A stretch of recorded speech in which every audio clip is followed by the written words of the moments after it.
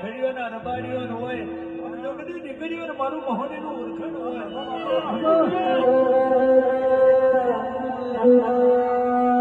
અમરાજ જેથી કહેવાય છે ને જેથી ઉમરે આયા હોય જો કે મારા દીવા હોમી બરોબર તમારી ધોન હોય લેખે તો બનવાનું લેખે મોત આવવાનું લેખે જન્મ થવાનો બાર જોગદી ઓ માતા બરોબર હોય